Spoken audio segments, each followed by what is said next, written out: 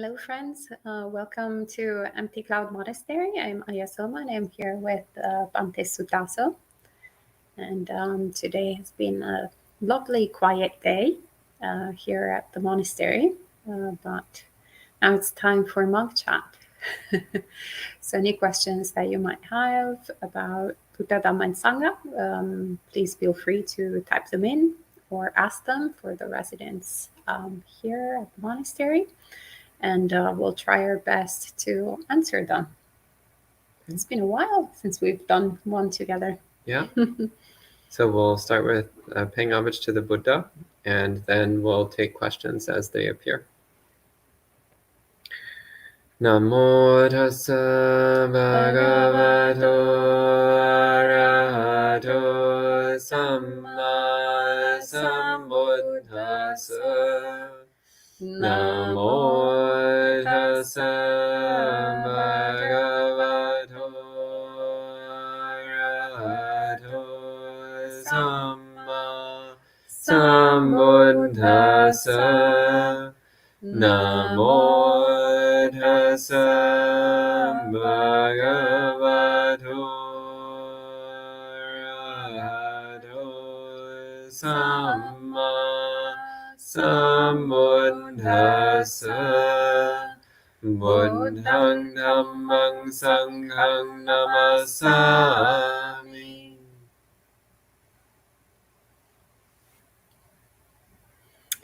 Hello to Peter, who says, wow, cool monk. He's talking about you. I think you're talking about actually Bhante Sutaso in the picture of the monk chat. You're wearing the sunglasses. Oh. Very cool monk. Must have been a sunny day. And hello to John and Manal and another John. And who says, how are you? I haven't seen you in a long time. I'm doing all right. Thank you very much. And hello, Mary, MG, Julie, Amy, Karuna, and Bhumika. Good to see you all, friends. So whenever you're ready, feel free to type in the question and we'll start the chat. I don't know if anyone here present has questions or reflections. Teenery, it seems. There was a question I had. I was reading the book Kilesa Sutta, and so there's this part where it says,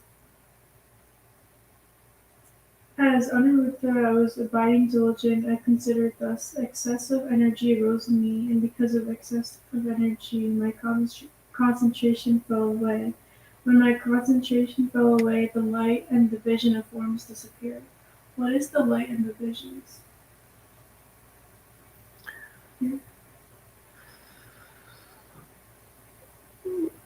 There's different opinions about that.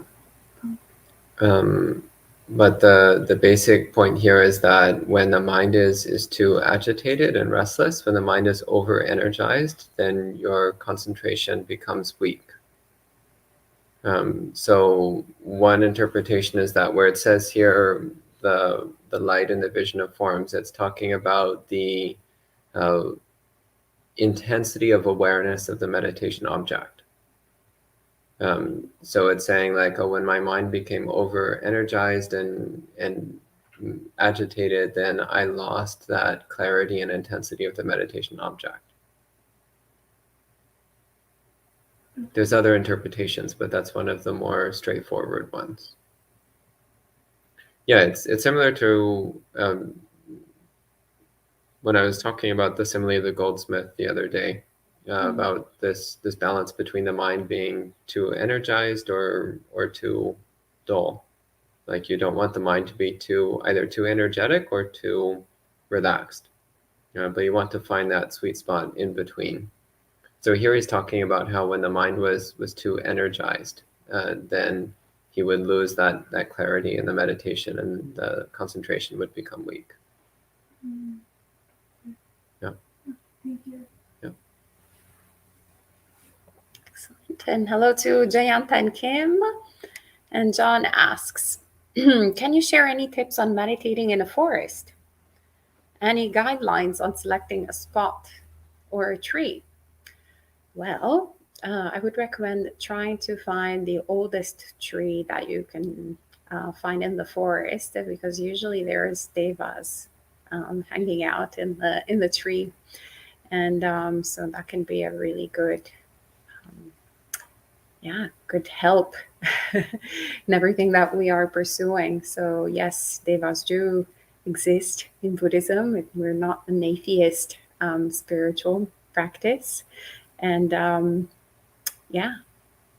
we like to have the devas on our side. So it's actually tangible when we go to so Italy. Like there's all these millenary olive trees, and it's actually quite remarkable actually to go and meditate inside of them, and yeah, you can see that the devas are on your side. They're like, yes, yes, finally a good person has come here, the good objective, and you feel a little bit protected. So that would be my recommendation. How about you, Bante? Do you have any thoughts? Yes, though mine will sound quite pedestrian and bland after after your response. I was thinking, look for a nice soft piece of ground. So moss, if you can find a mossy piece of ground, that's actually really good. Natural carpet, or a place with a blanket of leaves or soft grass of some kind, and ideally a slight slope. So that if you're not using a meditation cushion, you can just sit facing downhill, and that will give you the same effect of helping to keep the spine upright. Though this is not necessarily in contradiction to Ayasoma's response, you can look for a soft sloped piece of ground at the base of an old tree. Excellent. And hello also to Tara and Jiao. Welcome. A bit of a slow monk chat this evening. Yeah. You can also just meditate and be quiet.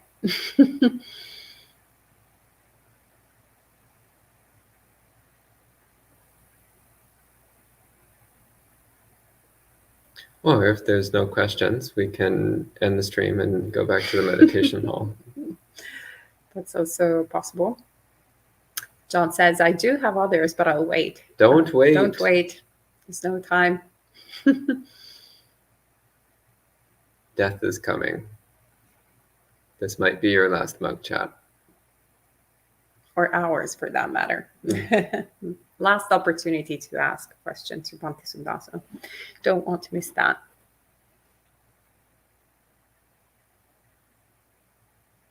Oh, hello, Elisa in Florida.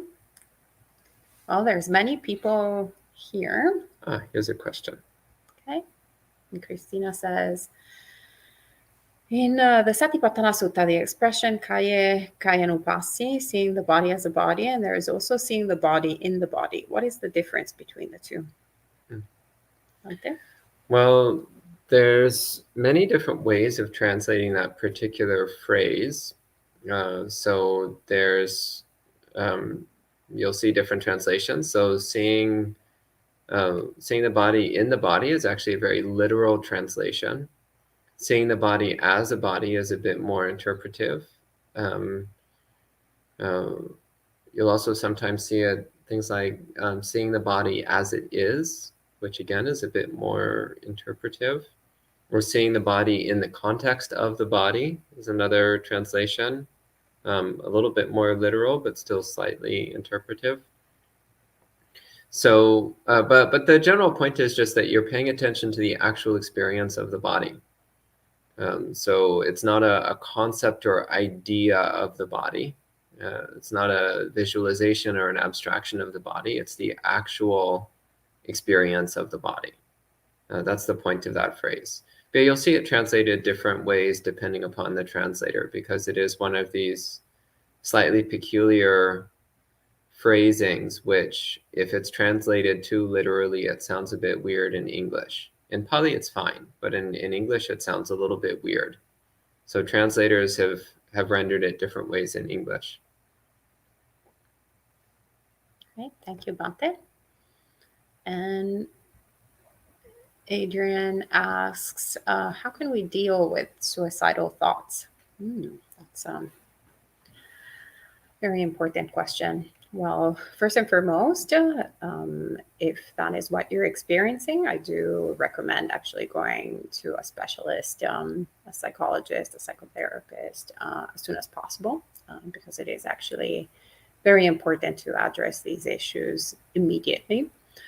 And then with that being said, once we have those conditions in place, then it's also good to obviously follow the teachings of the Buddha. But as with everything, whenever we're experiencing something a little bit too extreme, it's always good to go to professionals who deal with who have a really good, solid understanding of human psychology and specifics that can actually bring those thoughts to mind.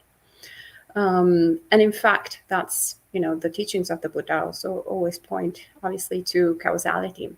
So we need to understand that sometimes, if it's not a chemical imbalance that we're experiencing in the mind that triggers these thoughts, it can be actually something that we're doing or that we're forcing ourselves to do, or perhaps something that we're not doing that actually makes the mind a little bit dull.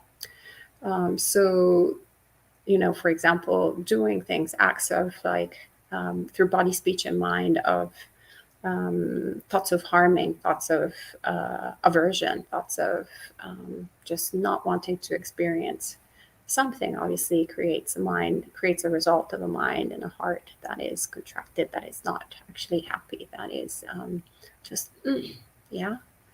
that doesn't want to experience the reality. And on the flip side, then actually acts of generosity, acts of kindness, following the precepts, recollecting the goodness in our heart, then actually opens up the heart, opens up the mind. And there is a pleasant abiding right there, right? So we want to understand also this process of causality of what we're doing and what we're not doing. And cultivate the heart in that way, in that that momentum. But it is important also to once again see if there's perhaps a chemical imbalance, and if so, then actually address it with other means first. Dante, do you have any other thoughts? That's good. Yeah. And Eric says, what helped steer you to Theravada specifically? Well, I started in the Zen school, so I practiced in Zen Buddhism for 5 years. And actually what steered me towards Theravada was that I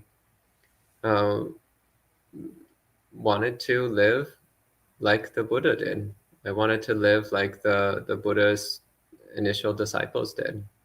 So in reading about how the Buddha lived and how the Buddha's monastic disciples lived, and I was just really inspired to live in the same way as much as possible, to really try to get as close as possible to the original teachings and original lifestyle of the Buddha and his first disciples. And so I started gravitating towards styles of Buddhism that were a bit closer to that original form. So that was the main thing that drew me to Theravada. I also was interested in exploring a wider variety of meditation techniques. Zen is pretty specific in being focused very specifically on one type of meditation.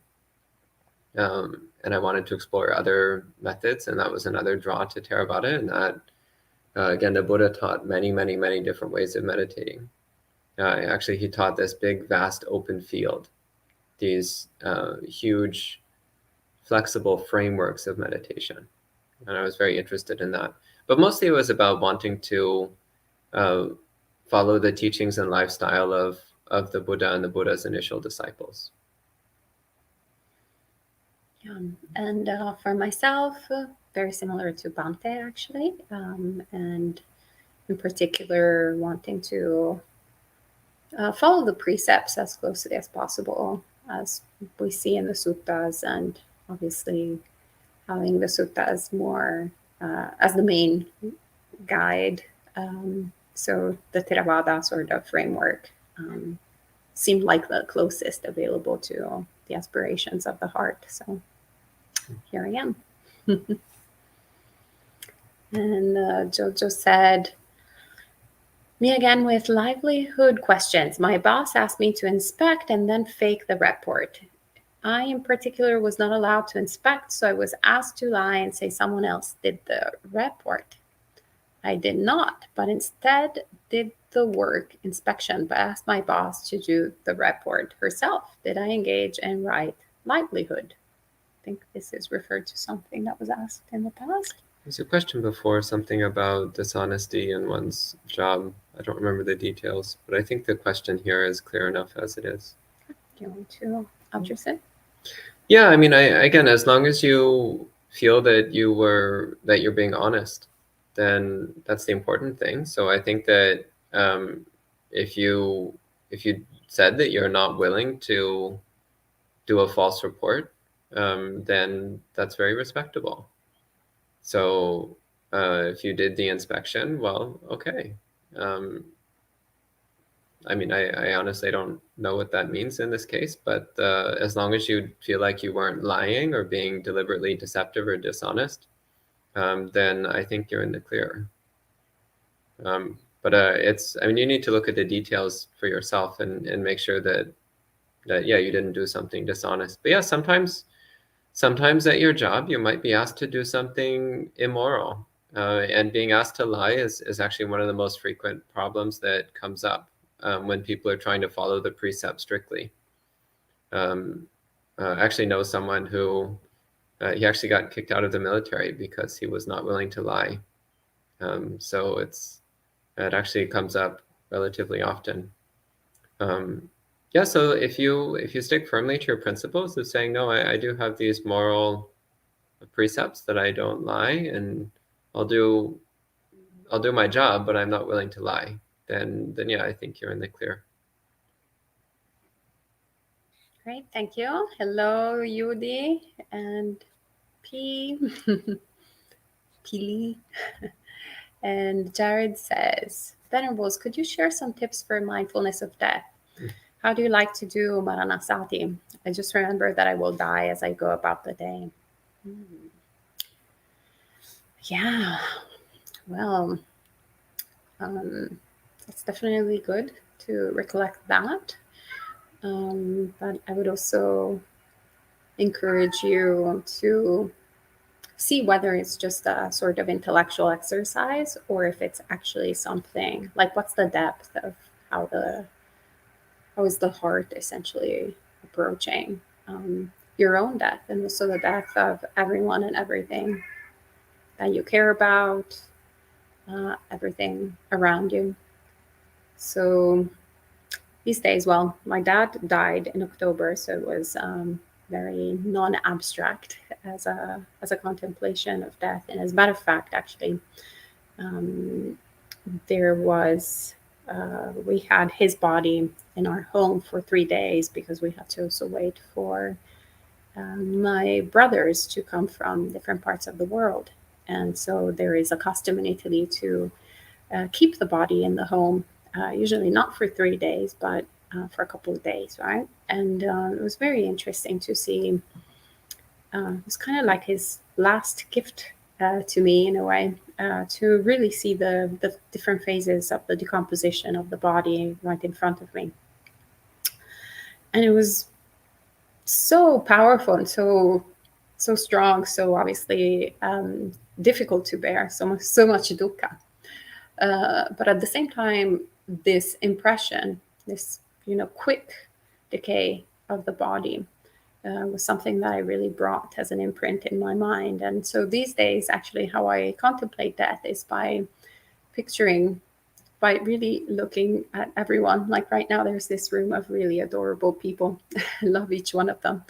And visualize them as corpses, visualize them with the same color of the skin that my dad sort of the body of my dad started taking, and all the, how do you say, when it starts, bloating up a little bit, and all of those different decompositions. Not in a sort of creepy way, but really in a realistic way, in the sort of picturing, now I'm going to go to the funeral of this person or this other person, really kind of getting into with that same experience of seeing the body of my dad, and as well as this beautiful cat that we have here, little Teddy. And so in the same way, I'm doing that with my mom and with myself. So it's paradoxically actually very, gives you a sense of release. It's not tend to like run away from death, but really, if we embrace it, if we really look at it, we actually treasure so much the time that we have, the moments that we have. It gives us a little bit of a different perspective also on what we need to cultivate, and really put more effort in what needs to be cultivated. Bhante, I don't know if you have any thoughts. Yeah, that's good. Okay. And Karuna says, I'm going on retreat in a few days. Do you have suggestions to make good use of teacher interviews? I'm never sure what's good to report besides perpetual struggles with hindrances. Well, one thing I would say is just to, keep it focused on what you're actually experiencing during your meditation practice. This is actually really important. Having done many meditation interviews during retreats, very often it turns into like, well, when I was 3 years old, and then when I was 4 years old, and then my mother did, and then and then it turns into like this like long life story, and winds up actually it's not really of any benefit. But just keeping really focused, like what's actually going on in your meditation practice while you're there during the retreat in particular. So also not getting too caught up in like, well, 3 years ago when I was in Samadhi, but like what's going on now? Like what's been going on in the last few hours of the retreat? So not getting caught in the past, but really being focused on what's the actual experience now.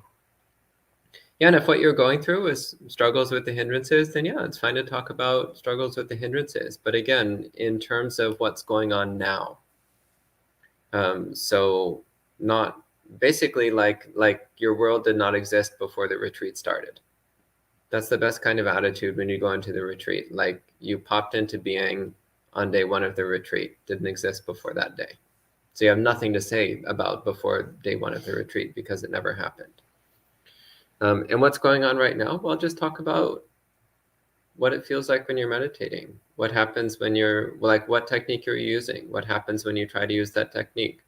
If you are having hindrances, what does it feel like? How do they come up? How often do they come up? How intense is it? What triggers it? What are you doing in order to deal with them?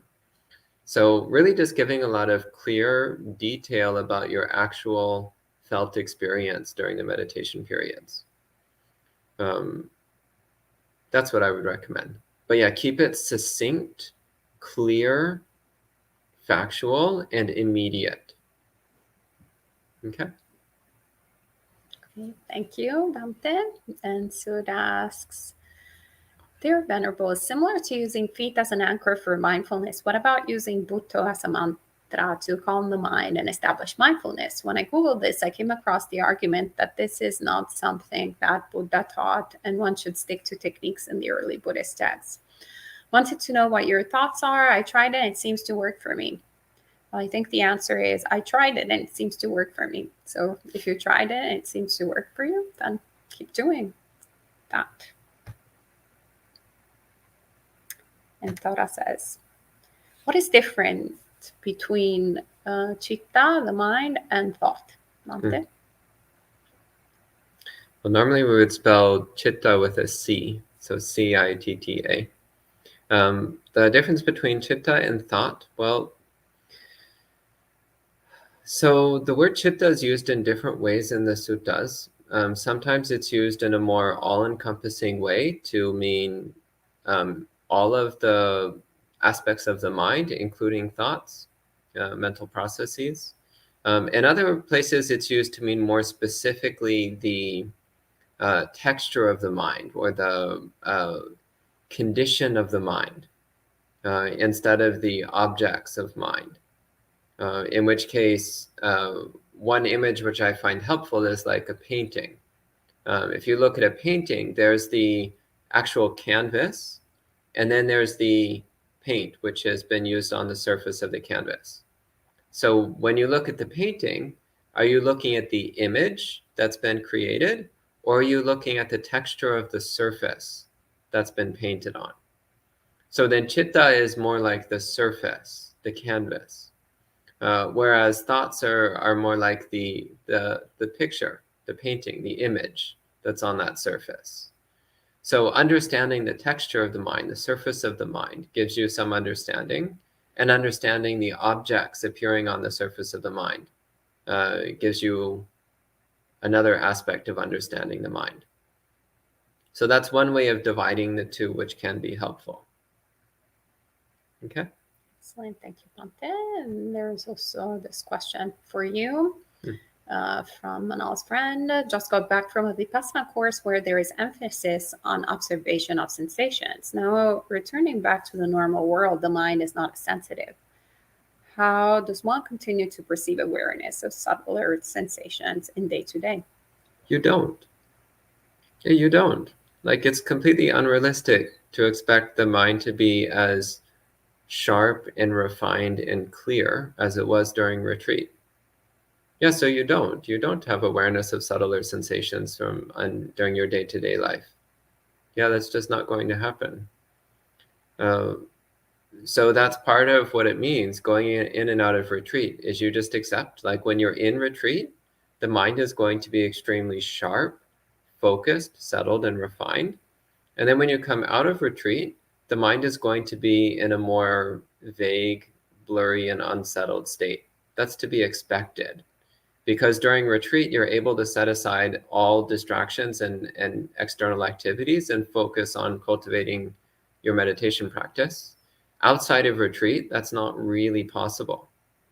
I mean, maybe if you're living in a really peaceful monastery, then your day-to-day practice can be pretty good, pretty sharp. But even then, it's never going to be quite as sharp as it is during retreat time. Yeah, so you just don't expect it to be subtle when you're outside of retreat. But look at what you can do in order to keep cultivating mindfulness and concentration. But don't expect it to be as strong as during retreat, because it won't be. But keep up your continuity of practice, because it's still very important to keep up your continuity of practice. Okay. Excellent. Thank you, Bhante.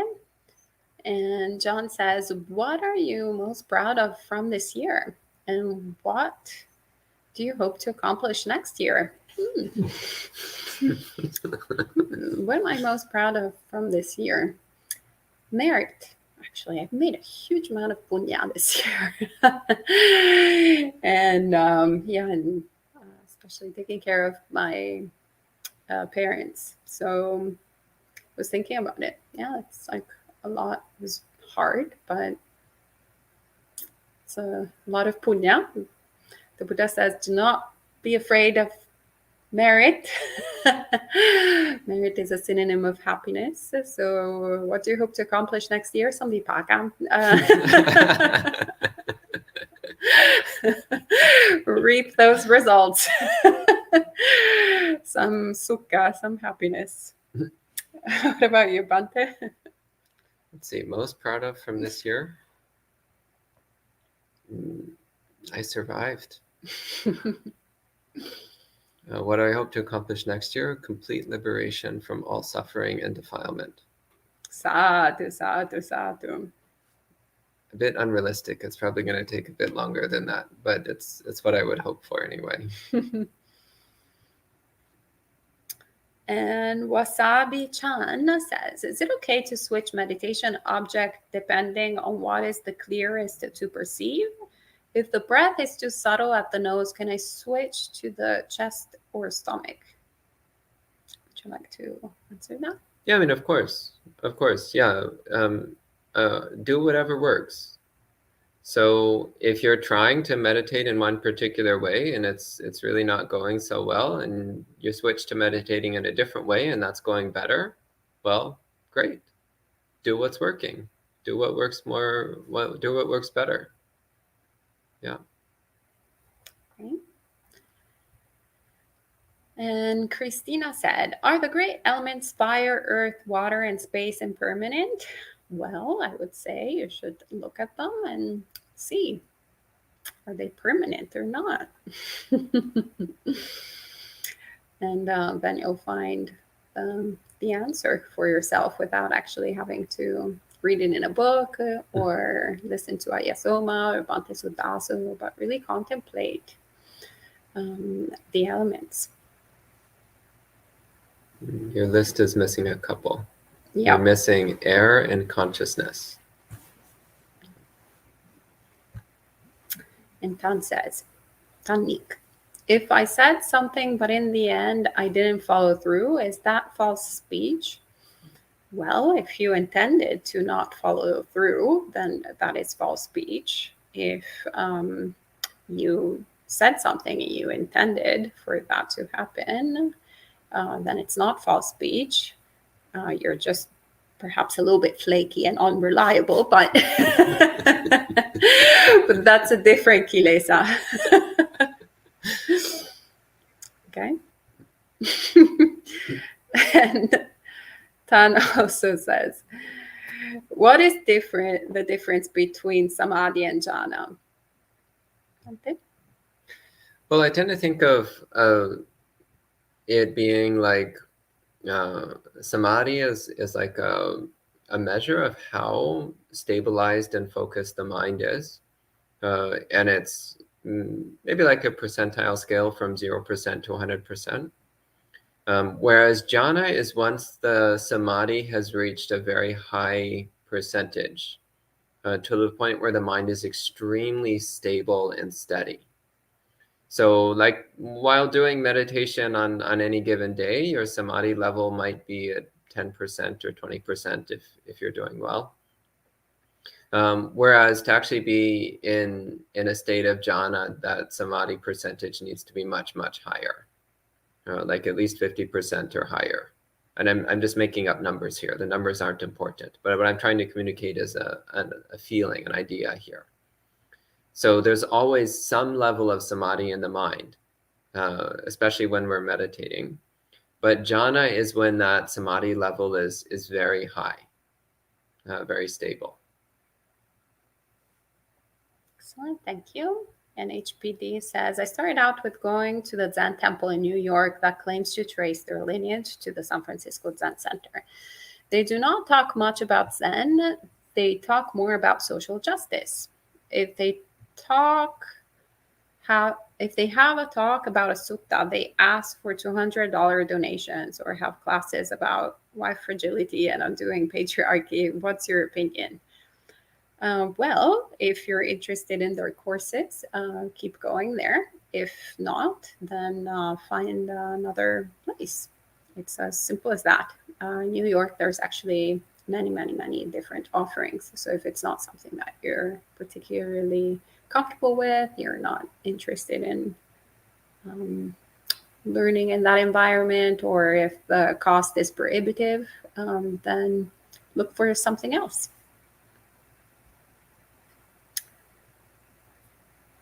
And Jojo says, I was inspecting for a manufacturing company. I inspected and assembled the part. This is not allowed, apparently. I was the only one who could inspect the part, so they had me do it. I was then asked to fake the report, but I wouldn't do that. I'm wondering, since I wasn't supposed to both assemble and inspect the part, did I break a precept? I think only if you promised that you weren't going to. So if somebody says, don't do this, and then you say, well, I'm going to do it anyway, and you do it anyway, then you haven't actually broken any precepts. But if they say, don't do this, and you say, okay, I won't do it, fully knowing that you're going to do it anyway, then in that case, you've told a lie and broken the precept. But if you're told not to do something and you do it anyway, that's not necessarily breaking a precept. In fact, often that's the right thing to do. So, for example, you go to the vet and the vet says, well, you need to euthanize your cat. And you say, well, I'm not going to do that. Well, that's actually the right thing to do, not doing what you're being told to do in that case. Or you see a cockroach and someone says, kill it. And you're like, well, I'm not going to kill it. Well, again, you're actually doing the right thing. So just refusing to follow an order is not automatically wrong. In fact, sometimes it's the right thing to do. But being honest is the important thing in this case. So I think as long as you didn't lie, then again, it isn't a problem. And actually, I would also say that if you're constantly being put in a situation where you feel like you're being pressured to be dishonest, then you might need to have a talk with your boss at some point about the fact that you're really not comfortable with what's going on. If it's a one-off thing that just happens randomly, well, okay. But if it's an ongoing pattern, then that might indicate a serious problem here. Yeah, you don't want to be working somewhere where you're constantly being pressured to break your moral principles. Thank you, Bhante. John asks, what are some tips for keeping the brain and body healthy for practice? Is a very humble diet a support for upekkha? Well, I'm not a nutritionist, so not the best person to ask. This being said, I would say that a humble diet is a good support for upekkha. Depends on what you mean by humble diet. So it's important to, once again, always whenever it comes to anything that we're doing in Buddhist practice, to really look at our intention and what we're doing when we're doing any type of action. So why are we eating fundamentally? So we have this daily recollection here at the monastery from the suttas, that we recollect the purpose of the food, that it's not for fun, not for pleasure, not for adornment, not for beautification, but only to sustain the health of this body, right? For our spiritual practice. So that is something very, very powerful, very succinct, and we can apply that to whether it's a humble diet or a more extravagant diet, whatever type of diet it is, if it fulfills that aspiration, that intention, that it's a good support for the body. But we don't want to, sometimes what I see is actually a disregard then for nutrition altogether, which can be a bit of a slippery slope, where we think that, we get this reflection, we take this reflection a little bit too, we might miss the point of it. So we might become actually very careless in our choices with food and kind of take anything that is there. So that's not the point. Actually, we should understand that food is nutriment, that it does sustain the body. So it does matter actually what we are putting inside the body. So there has to be some sort of reflection, rather than going, oh, well, I don't care about food altogether. Ooh, that thing is like very appealing and appetizing. So this actually, when we have that approach, when we're thinking, okay, actually this is nutriment, then it's more easy also to eat things that perhaps actually don't taste that great. Say bitter melon.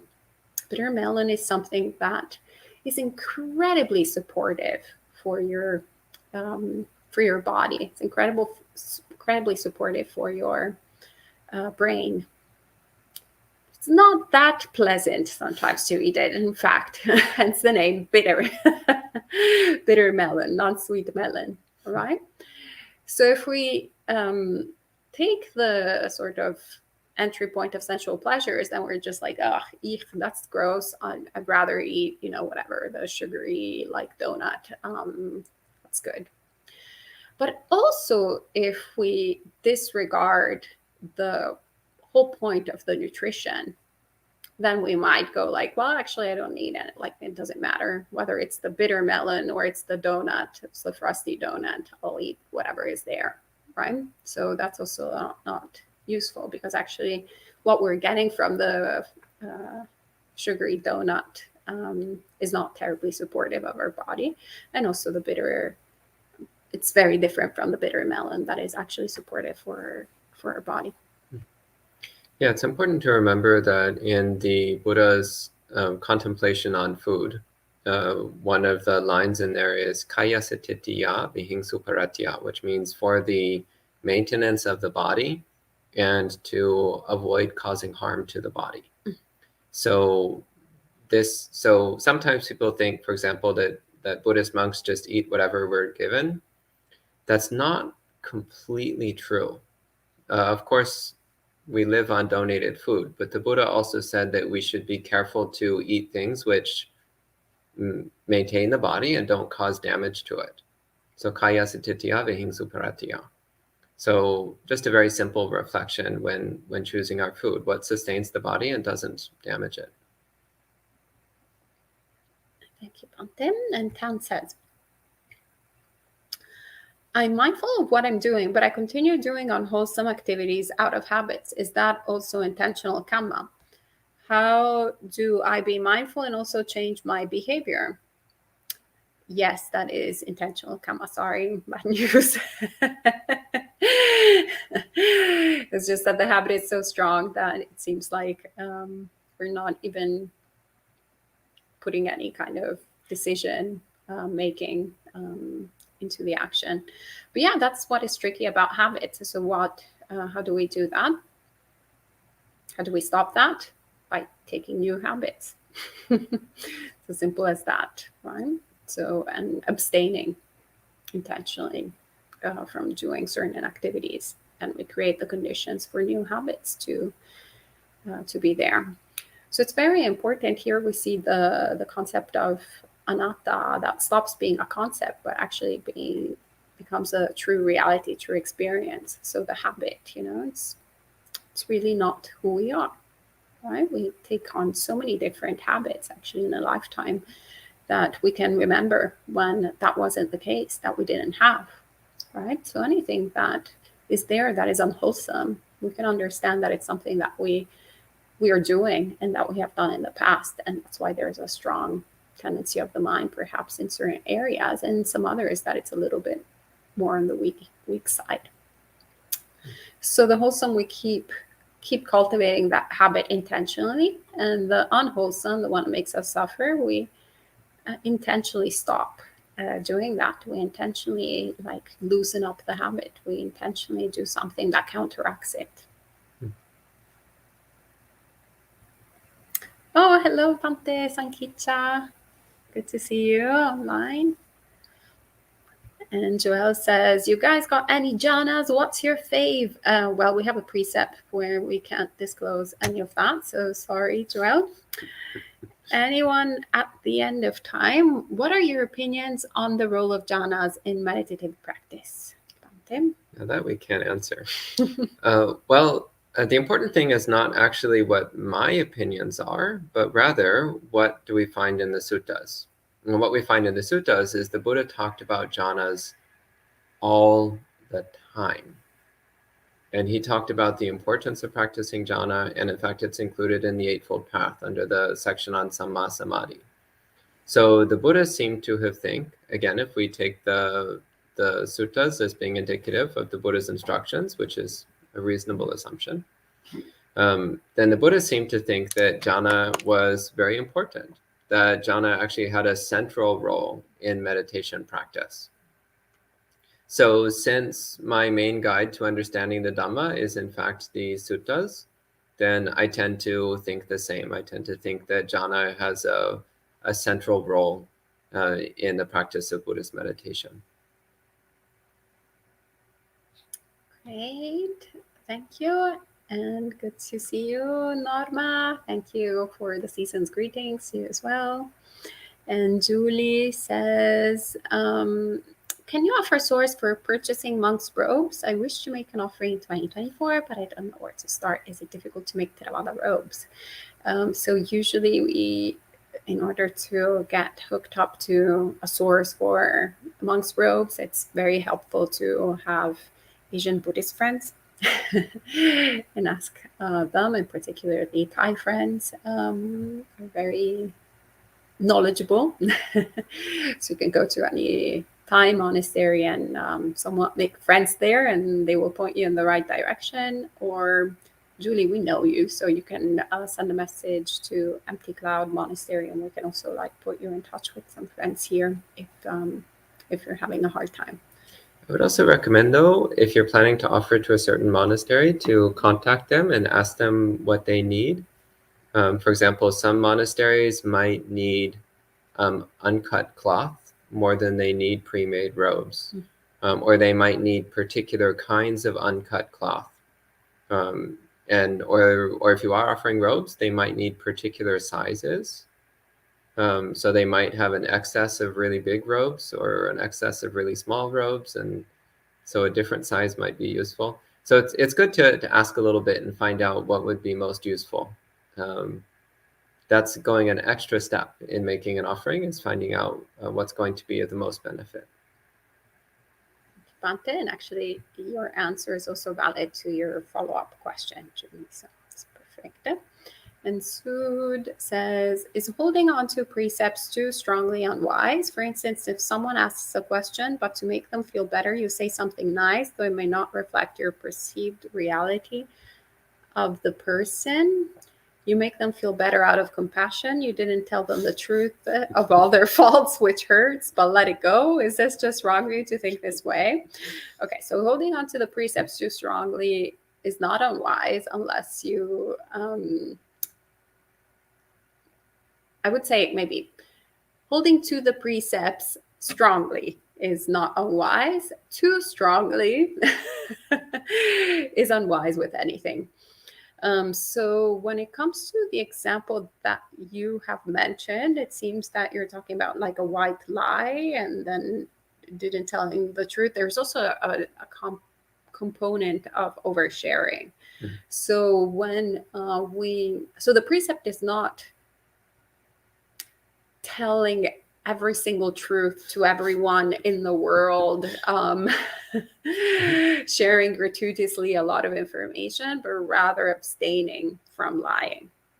These are two very different things. So truth is good, but we also only share it if it's beneficial. And if we're capable of also communicating it in a nice and gentle manner with loving kindness, if our intentions are good, like we have a reason to say that, what we have to say. But abstaining from lying is always a good idea. That is something that actually we need to really hold on to. Okay, so focus on that. Focus on restraining. Focus on zipping rather than opening up and telling everyone the truth. Because then sometimes actually when we say what we think is true is actually my truth, which is not really the truth, but it's just like a bunch of opinions that nobody asked us for. Okay.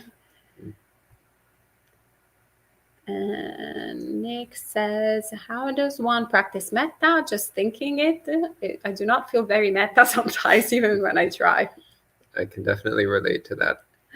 Yeah, so thinking metta is often a starting point, but what you're trying to do is to produce the attitude of benevolence in the mind, the attitude of unconditional love in the mind. So it's not just a thought, it's a state of mind or a condition of heart, which one can deliberately cultivate. So often one of the best ways to access metta is to think about someone who you already care about very strongly, someone who you already naturally really wish well for and really love a lot. So historically I found, for example, the monastery cat. I think about the monastery cat and I'm just like, oh, little buddy, may he be happy. And the heart just melts a little bit. Or some people, they can think about their mother or their sister or their daughter or something like that, or their best friend, and just focus on wanting that person to be happy. And you'll notice a feeling in the mind. When you're focusing on someone that you really care about and you're wishing for them to be happy, there's a specific feeling in the mind. And that feeling in the mind is metta. And metta meditation is about cultivating that feeling through any means necessary. So sometimes reciting traditional metta meditation phrases in your mind, sometimes that's sufficient, but sometimes you need to use other methods. There's one person I know who his way of doing metta meditation is that he would imagine giving gifts to people, and imagine like giving a gift to someone and then seeing them get happy and smile, and he would just focus on how that felt. And this was a visualization exercise, an imagination exercise. But the point was that it was a way that he could produce that feeling of metta, that feeling of caring about others and wanting them to be happy. But it's that feeling itself that's the actual metta meditation, rather than the technique that one is using. Great, thank you, Bante. Karuna says, I'm grateful for the recent teachings around discernment, making adjustments in our practice. Over the course of many sittings in a day, do you have general guidelines on when to stick it out with the practice and when it's time to switch?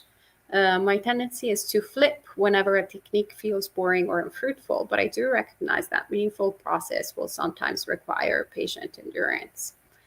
I would say that the standard recommendation is always to, before period of sitting, to somewhat have a kind of sense of what we want to cultivate in the mind, cultivate in the heart, and stick with it. This being said, in the past, when the mind, was hosting sort of thoughts of boredom, or it seemed a little bit unfruitful, then what I would do would just actively welcome that aspect of boredom and look at the Vedana aspect of it. So turn it into Vedananupassana of what does boredom actually feel like? Actually look at it and stay with that and be there. It becomes really interesting, actually, because you're experiencing boredom, so you might as well look at it.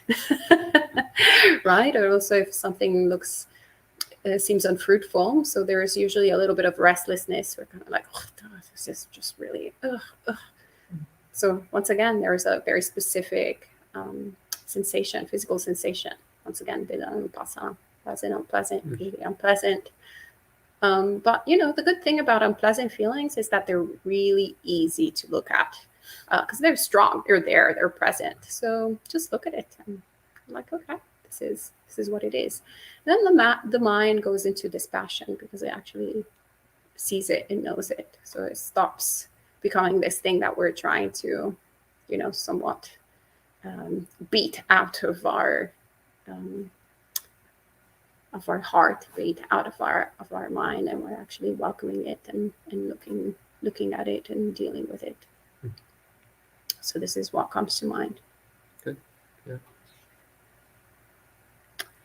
And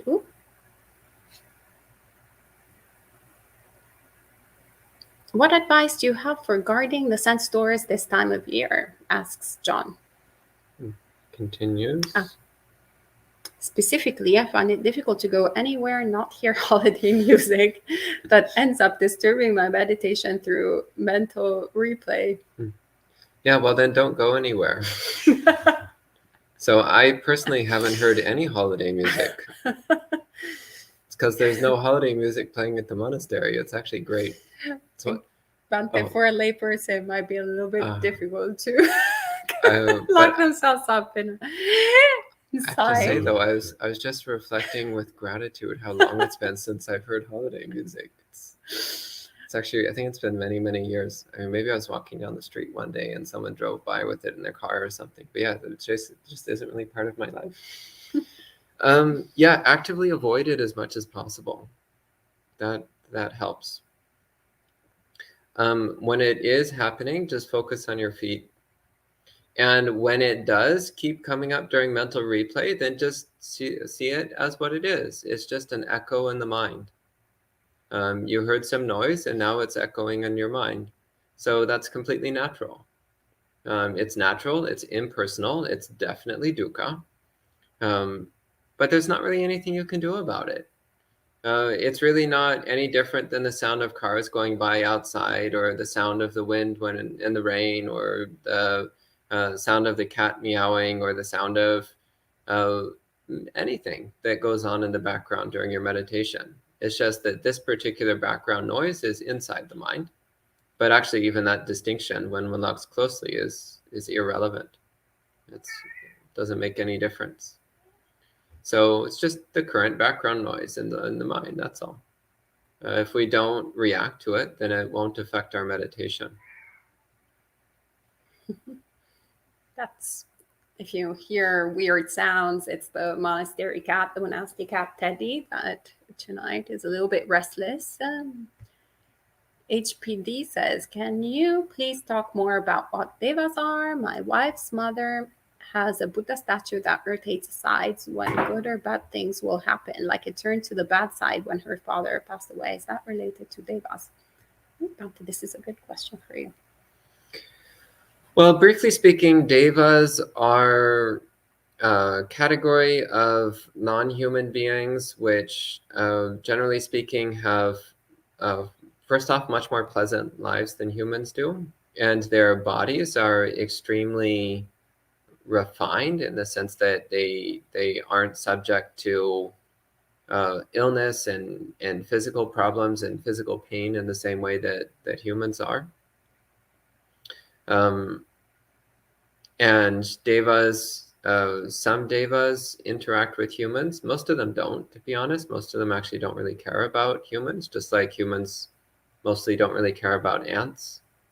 The same way devas don't really pay much attention to humans. Some of them do, most of them don't. And yeah, there does seem to be a tiny percentage of devas that will sometimes interact with humans in various ways.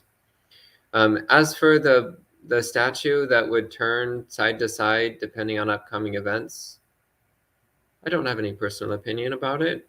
I mean, yeah, there could be a deva, a spirit of some sort that was moving the statue, or maybe not. It's just speculation. Yeah, I don't know.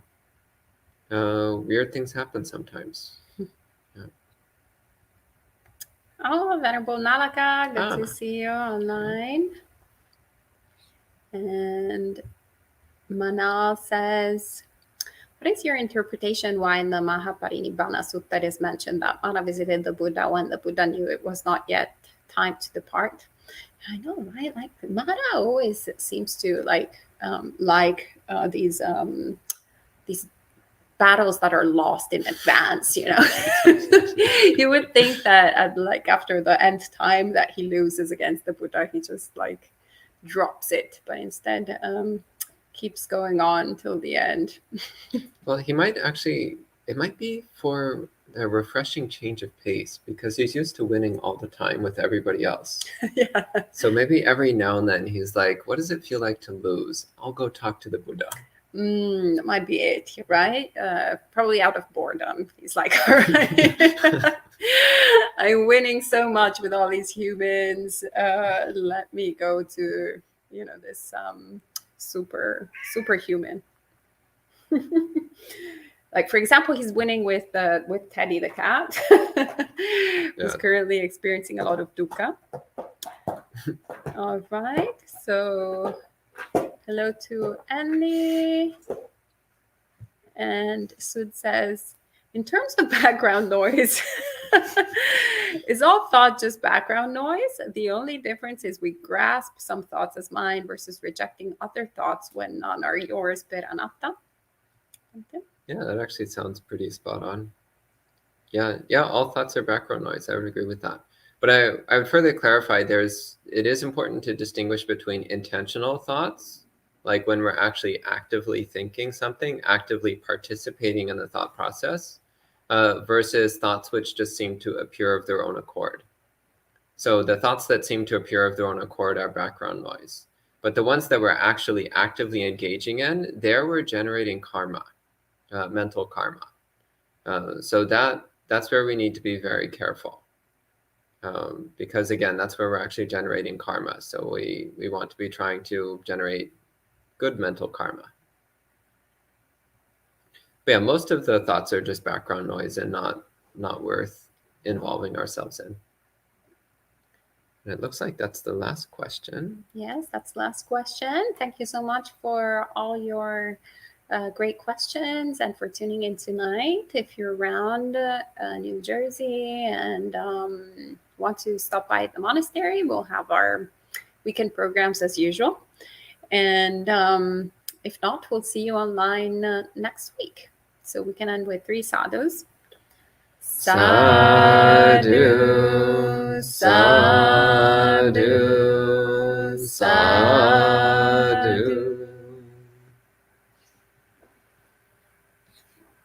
Happy holidays and happy retreat to Karuna. And anyone else who's going on retreat.